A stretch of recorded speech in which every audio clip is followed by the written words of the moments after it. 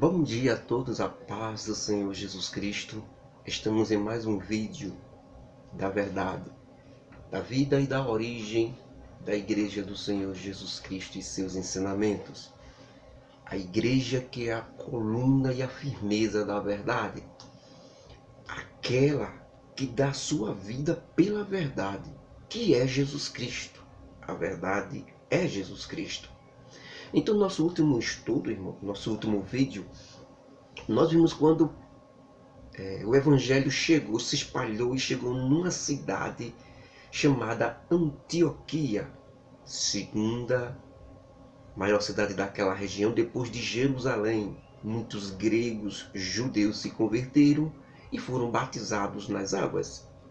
Essas informações chegou até a cidade de Jerusalém e Barnabé, um dos discípulos que ajudou Saulo naqueles momentos difíceis que ele esteve no começo, se alegrou muito com isso, saiu de Jerusalém pela orientação do Espírito Santo e foi até a cidade de Tarso, cidade natal de Saulo. Saulo, nós estudamos Saulo, né? Quem foi Saulo e o que ele vai ser agora? Estamos para desvendar uma das bombas espirituais que o Senhor lançou ali naquele começo da igreja primitiva. E esta bomba era Saulo. Então Barnabé foi até lá. Lá nós vimos e estudamos que Saulo estava recebendo o Evangelho do Senhor. Nós vimos que naquela época, no começo da igreja do Senhor Jesus Cristo, não tinha Bíblia em mão como nós temos hoje. Ok? Não tinha Bíblia. A palavra, o Evangelho era falado da boca dos apóstolos que andaram com Jesus Cristo, viram o que Jesus Cristo fez e ensinou e foi passado para os discípulos. Os discípulos iam passando de boca a boca para os novos convertidos que estavam chegando para a igreja. Não tinha Bíblia na mão, era passado, a informação era passada. E mais, o apóstolo Paulo, ele não recebeu o evangelho, os ensinos de Jesus Cristo dos apóstolos. Ele recebeu do próprio Senhor Jesus Cristo através de revelações espirituais que ele recebeu quando passou um tempo ali na sua cidade natal chamada Tarso. Ali em meditação ele recebeu todas as revelações que ele teve do Evangelho. Foi o próprio Senhor Jesus Cristo que passou o Evangelho para Saulo. Quando Barnabé chega lá para pegar ele, para levar ele até a cidade de Antioquia, ele já está preparado. Já tem recebido o Evangelho e desce. Lá em Antioquia, o que eles fazem? Eles começam a doutrinar. Barnabé tinha recebido o Evangelho dos apóstolos que passou para eles. Estava completamente doutrinado no Evangelho, na nova aliança, na nova salvação em Jesus Cristo. E Paulo tinha recebido do próprio Cristo, do próprio Jesus Cristo, essa revelação. Então eles doutrinaram a igreja, estruturaram a igreja, prepararam aquela igreja ali em Antioquia de tal forma que o procedimento dos irmãos na igreja em Antioquia despertou a admiração de todo o povo que não fazia parte da igreja. Que não fazia parte daquilo que eles chamavam de cristão. Eles chamavam a igreja de cristãos. Eles ficaram admirados. Foi aí que eles chamaram de cristãos. E viram que tudo que aquele povo, que aquela comunidade ali estava fazendo e praticando foi o mesmo que Jesus Cristo ensinou quando estava em vida. Foi o que eles fizeram, batizaram de cristão. Nós sabemos que Deus, Jesus Cristo, o Espírito Santo nunca chama a sua igreja de cristãos. Esse nome cristão não existe nos céus, nem diante de Deus. Deus não tem nada com isso, nem se responsabiliza com isso. Deus só se responsabiliza por aquilo que ele chama, aquilo que ele dá. O que o mundo dá foi o que o mundo deu. Se você se sente tão honrado com o nome cristão, saiba que isso veio do mundo. Então, se sinta honrado com o mundo. Agora, se você se sente honrado em ser chamado de igreja do Senhor, saiba que foi isso que Jesus Cristo chamou.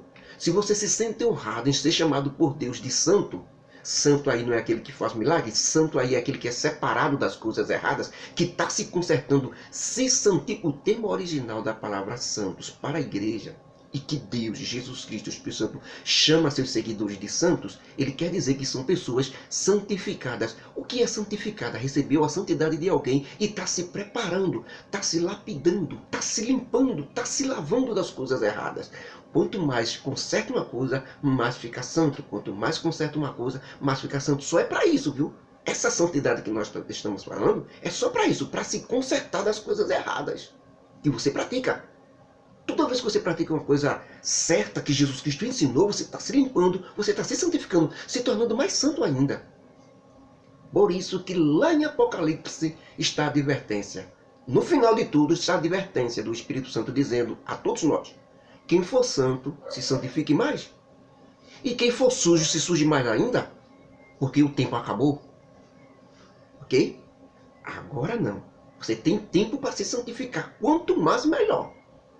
Então Deus, Jesus Cristo, o Espírito Santo, chama seus seguidores de igreja, santos, separados do mal, guardados, lapidados, limpos pelo sangue de Jesus Cristo. Estes são os nomes designados para a sua igreja. Já o mundo, as pessoas que não têm nada com Deus, chamou esta mesma igreja que nós estamos chamando, esses mesmos santos, de cristãos. Que fiquem com cristãos. Eu não vejo honra nenhuma nisso, nem glória nenhuma. Para mim, pelo contrário, eu sinto muita vergonha de cristão. Porque durante o decorrer dos séculos, que nós vamos estudar ainda, esses intitulados de cristãos mataram, assassinaram, fizeram instrumentos de torturas, fizeram tudo quanto não presta, usando o nome de Deus.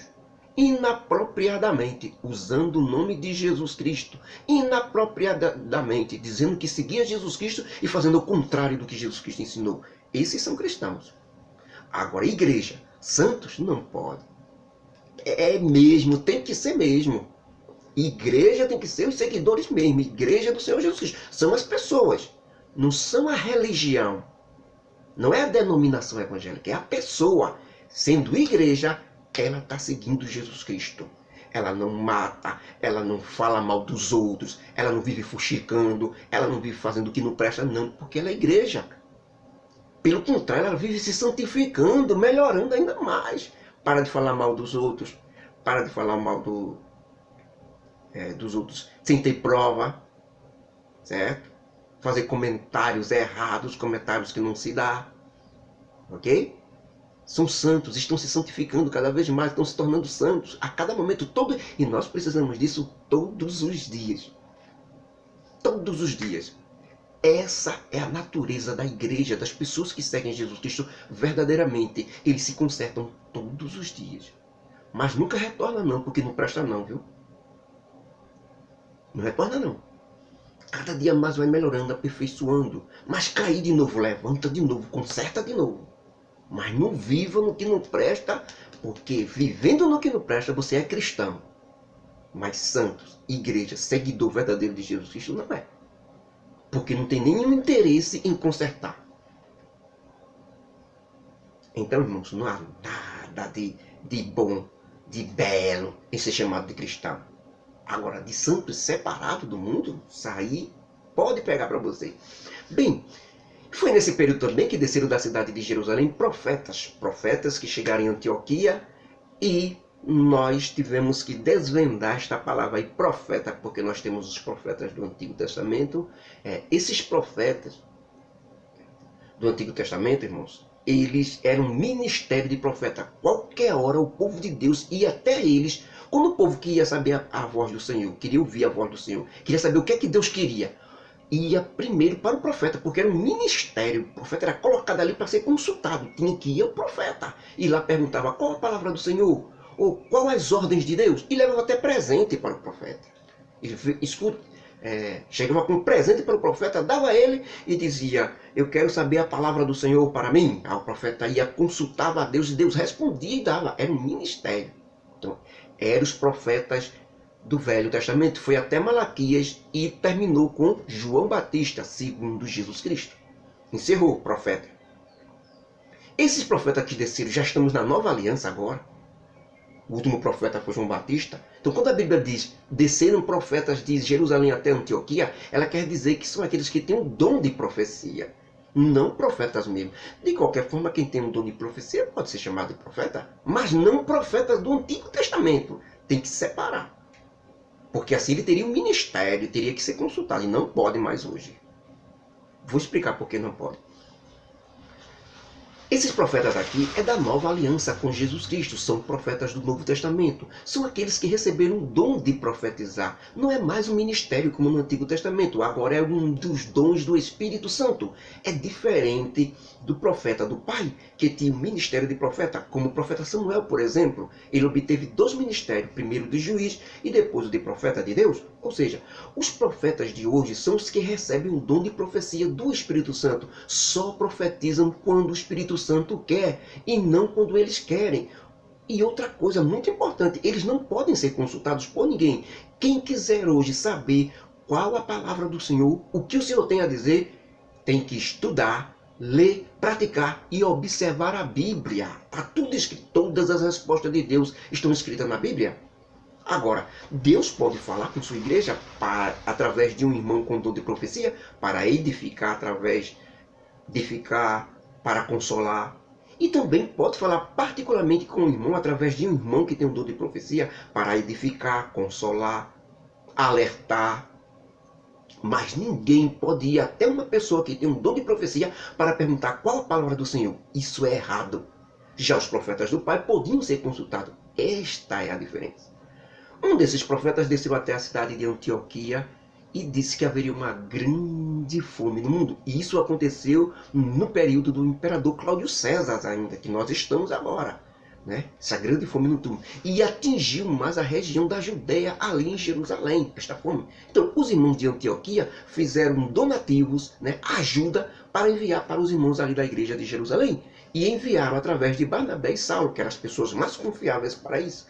E eles levaram esses donativos. Enquanto isso, lá em Jerusalém, o rei Herodes, colocado pelo Império Romano, viu que perseguir os cristãos, que eles chamavam de nova seita religiosa, e que na verdade era a igreja do Senhor, viu que maltratar a igreja do Senhor agradava o povo judeu, agradava os líderes religiosos, agradava o Império Romano. Por isso ele ordenou a morte do apóstolo Tiago pela espada, e depois prendeu Pedro. Prendeu Pedro para fazer um grande espetáculo no outro dia, que era a preparação da Páscoa, em homenagem ao imperador Cláudio César. Um espetáculo, a morte de Pedro. E assim prendeu Pedro para no outro dia, esperando assim cada vez mais ficar mais aceito pelo povo judeu, mais aceito pelos líderes religiosos e mais aceito pelo imperador, pelo Império Romano.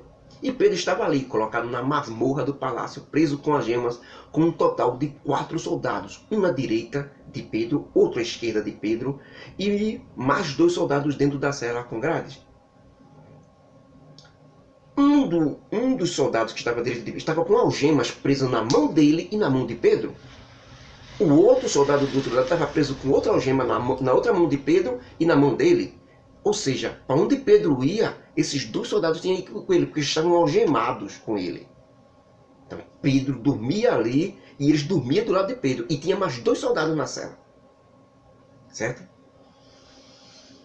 Outro soldado à esquerda, outro à direita. E mais 2 soldados dentro da cela. Depois tinha mais guardas no pátio da prisão e mais 2 guardas nos portões de ferro da prisão. E Herodes planejou matar Pedro no outro dia.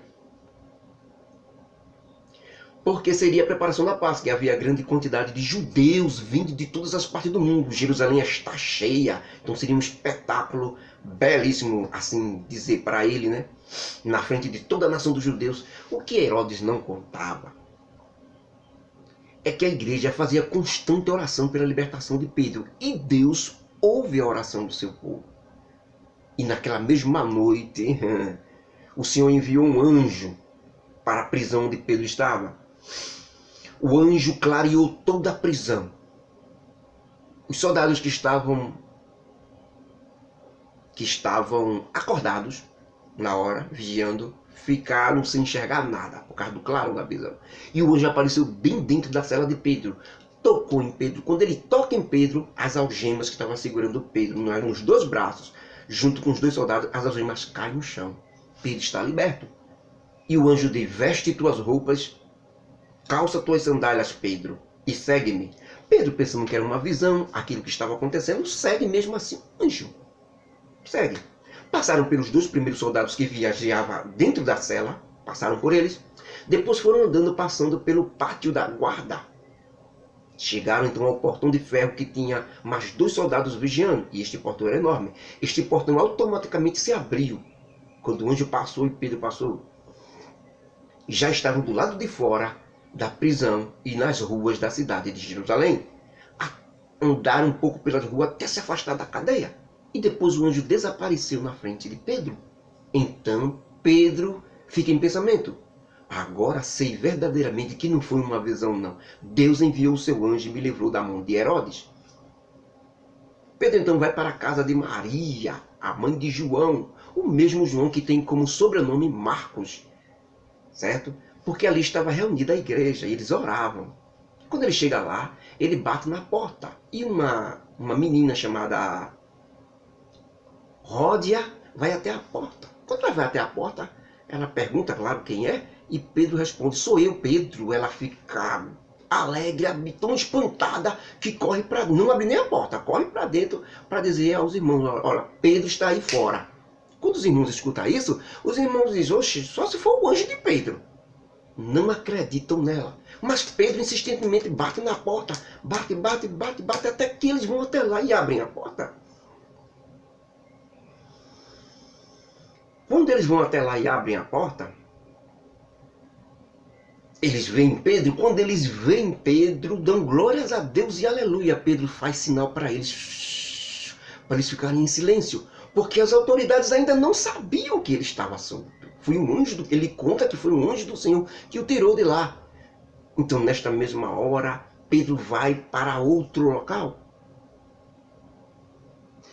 Então, chega o outro dia. Herodes chama os soldados e manda buscar Pedro ali na prisão. Os soldados vão até lá e voltam rapidamente. Herodes olha assim: já? Quando os soldados chegam até Herodes, ele diz: na verdade, rei Herodes, encontramos o grande portão fechado. A porta da cela de Pedro também estava fechada e os soldados já vigiando normalmente. Mas quando entramos na cela de Pedro, só estavam os 2 soldados que estavam com ele, com as algemas no chão. Mas Pedro havia sumido, não estava lá.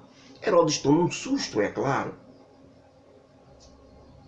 Uma coisa normal. Ele não pode explicar, abre uma investigação, procura saber o que foi que aconteceu. Não tem, nem os soldados tinham como explicar aquilo. Como é que pode? Os portões estavam fechados, tudo estava fechado e o homem sumiu de dentro?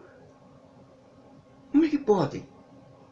Não tendo como explicar isso, e chateado e irritado com isso, porque ele queria agradar o imperador Cláudio César com a morte de Pedro. Daqueles que eles chamavam de seita, de revolucionários, estavam tentando perturbar.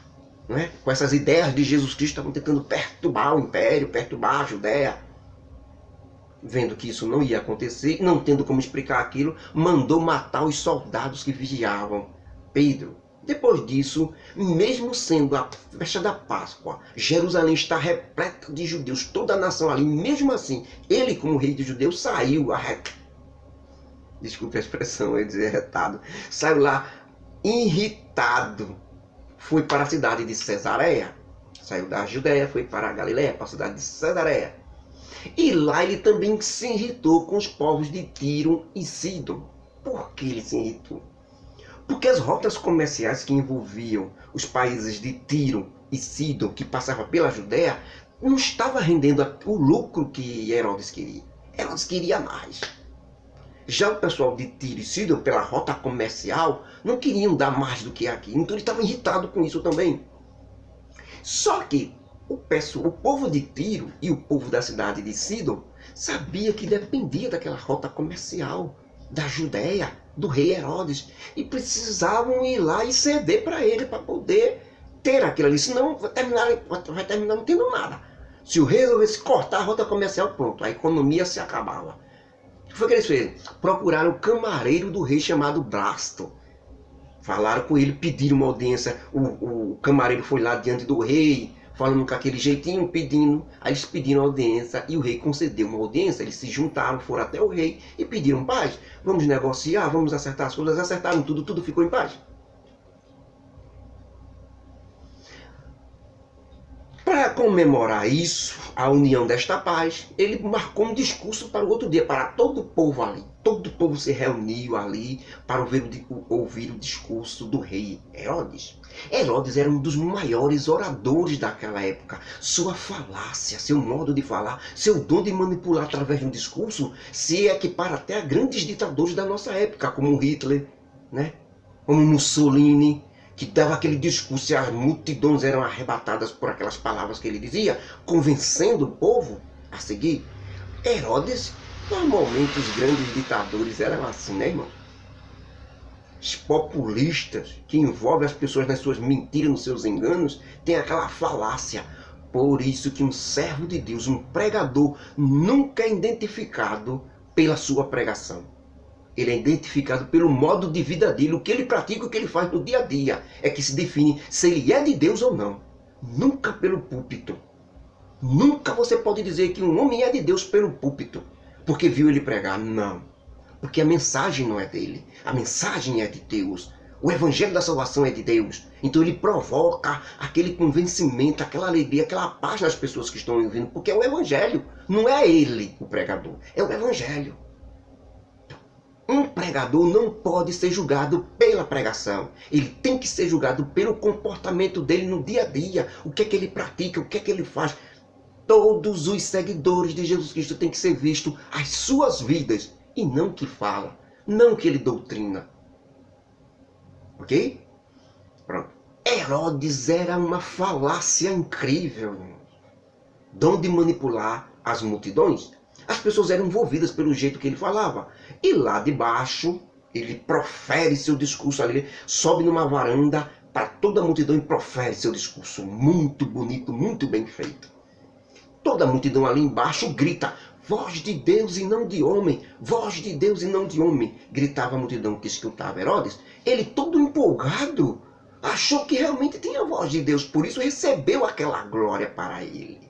É mesmo. No coração dele, ele disse, no pensamento dele, é mesmo, eu falo bonito demais. Eu falo bonito demais. É como se fosse Deus. Na mesma hora, o anjo do Senhor o atingiu tão forte que ele caiu sentado no chão com líquidos. Começou a escorrer do seu corpo, líquidos apodrecidos. E apareceram na hora muitos bichos, vermes que comem os cadáveres quando são enterrados. Nós chamamos mais por tapurus. Começaram a aparecer no seu corpo, junto com aquele líquido escremoso que saía. Ele morreu comido de bicho. E aquelas coisas ficaram lá em cima comendo. Tudo isso porque ele não deu glórias a Deus, mas recebeu a glória que só era dada a Deus. Só Deus tem voz de Deus. Então ele deveria ter dito para a multidão, e não devia ter dito no seu coração nem no seu pensamento, que era mesmo. Deveria ter dito à multidão, não. Não tenho voz de Deus, só tenho voz de homem. Eu sei manipular, eu sei falar, eu sei enganar. Mas não recebeu aquilo e achou mesmo que tinha a voz de Deus. A voz de Deus é a voz de um enganador, de um mentiroso, de um falso. Nunca vai ser voz de Deus. Deus é limpo, santo, por isso ele não aceita isso. E Herodes foi cortado. E assim, deste modo, morreu Herodes, um dos maiores endemoniados, falsos e traiçoeiros que governou o povo de Deus. E depois da morte desse facínora, a palavra do Senhor do Evangelho cresceu sem parar. E o número dos discípulos começaram a se multiplicar assustadoramente. E assim que Barnabé e Saulo entregaram os donativos que eles vieram trazer de Antioquia, aos anciãos da igreja ali de Jerusalém, retornaram para a cidade de Antioquia. Levaram com eles, muita atenção para isso daí, viu? Levaram com eles um discípulo chamado Marcos. Porque nós vamos ouvir muito falar de Marcos. Até nas cartas do apóstolo Paulo. Paulo vai falar sobre Marcos. Então, irmãos, toda essa trajetória aqui que nós vimos no vídeo de hoje está no livro de Atos dos Apóstolos, no capítulo 12, viu? Os irmãos podem estudar e comentar sobre este assunto. Que a graça do nosso Deus, o amor de Jesus Cristo, as consolações do Santo Espírito estejam conosco hoje e para todo sempre. Amém.